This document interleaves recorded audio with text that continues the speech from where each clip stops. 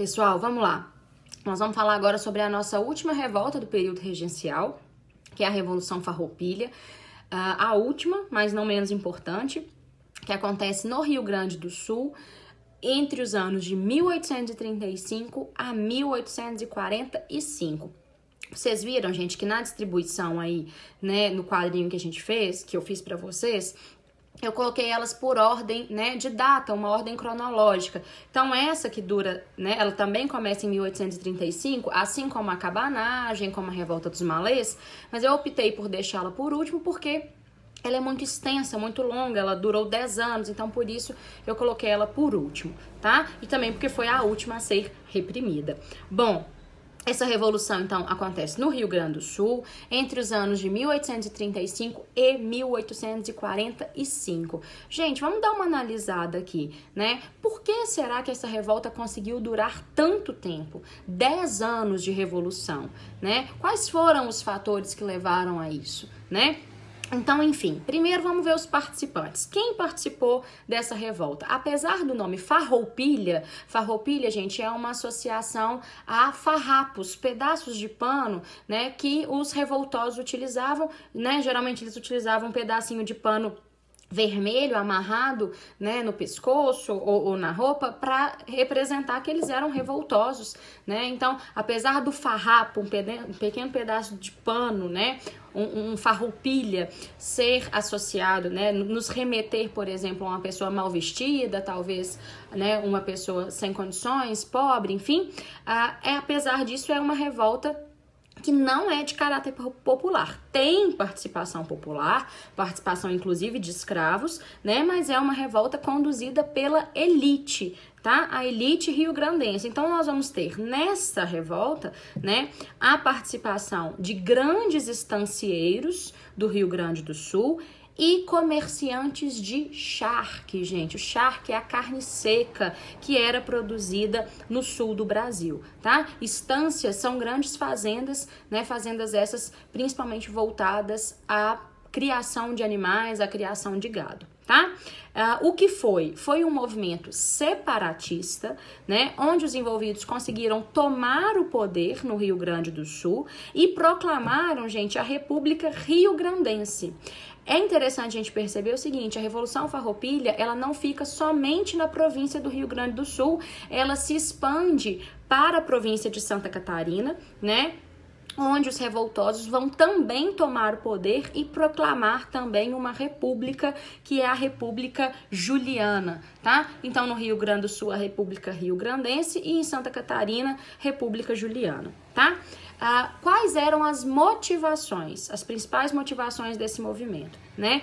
Principalmente, gente, os altos impostos cobrados pelo governo central, né, sobre a carne seca, sobre o charque, né, o charque gaúcho. E com essa cobrança de impostos muito alta, né, os estancieiros, os produtores de charque, eles não conseguiam concorrer com o charque platino, com o charque argentino, né? Isso acabava gerando prejuízo, né, aos estancieiros, aos produtores de charque do Rio Grande do Sul.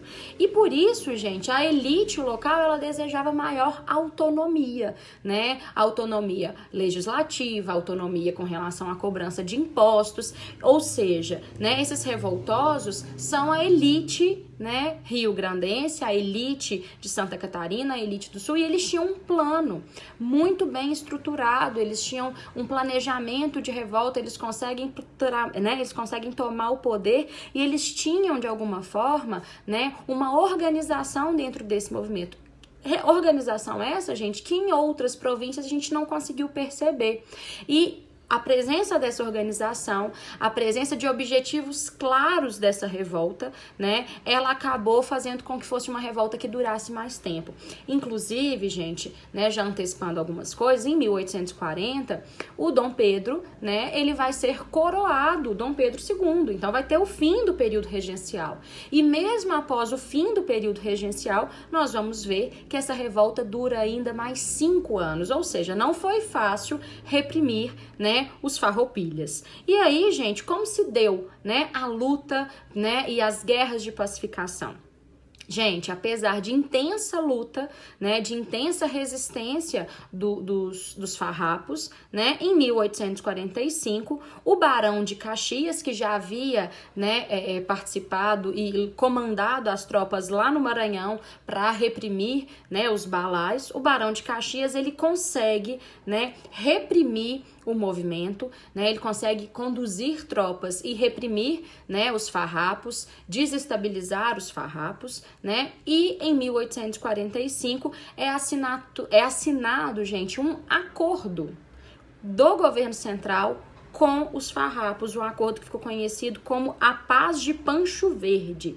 Esse acordo, gente, ele concedeu anistia aos revoltosos, além da redução dos impostos. Olha que coisa interessante. Essa é a única revolta onde a gente vai perceber um acordo, uma negociação por parte do governo central com os revoltosos, né? Além da anistia, em outros movimentos a gente viu, né, os revoltosos envolvidos sendo anistiados, mas houve uma negociação, houve um acordo, gente. E esse acordo, ele acontece em função de uma revolta que foi muito estruturada, uma revolta muito longa, uma revolta, inclusive, conduzida pela elite. Então, a gente percebe uma diferença da reação do governo, né, ao lidar com uma revolta de caráter popular e ao lidar com uma revolta de caráter elitista, né, uma revolta conduzida pela elite. Apesar de haver participação popular, né? Por exemplo, os escravos, né, do Rio Grande do Sul e de Santa Catarina, eles eram convocados a participar da guerra com a promessa, né, de conquistar a liberdade, a alforria após a luta, né, e após o fim da Revolução Farroupilha. Então, vários dos desejos, né, das reivindicações dos farrapos foram atendidas, especialmente as que eram voltadas, né, para as questões de impostos. Então, eles puderam voltar, né, a concorrer com o imposto, né, com o charque platino, né, e voltar a ter, né, de alguma forma, uma participação comercial efetiva. Na página 77, gente, vocês vão ver uma série, né, de conquistas que os revoltosos conseguiram, né? Algumas se destacam, por exemplo, o Império resolveu pagar as dívidas do governo republicano, ele assume as dívidas que foram contraídas pelos farrapos, né, durante a tomada do poder, né, durante a República Rio-Grandense.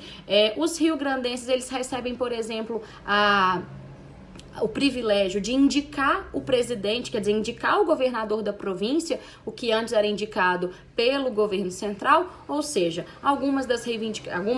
várias reivindicações elas foram atendidas e a gente percebe que essas reivindicações e esses acordos foram feitos em grande medida por ser uma, né, revolta extremamente organizada, né, mas também por ser uma revolta de caráter elitista. Então, o tratamento foi diferente, né, a organização foi diferente, o tratamento que eles receberam foi diferente. Tudo bem? Gente, espero que vocês tenham gostado, tenham entendido. Qualquer dúvida eu tô aqui à disposição. E na semana que vem a gente volta para entender como vai se dar o fim do período regencial no meio desse tanto de revoltas, né? Porque nós estudamos até a nossa última aula, um processo que a gente vai chamar de avanço liberal, um avanço das conquistas liberais, né? E agora, para conter essas revoltas, gente, será que que essas conquistas liberais, elas vão ser mantidas? Semana que vem a gente, né, vai entender um pouquinho mais sobre o fim do período regencial. Beijo para vocês e bons estudos!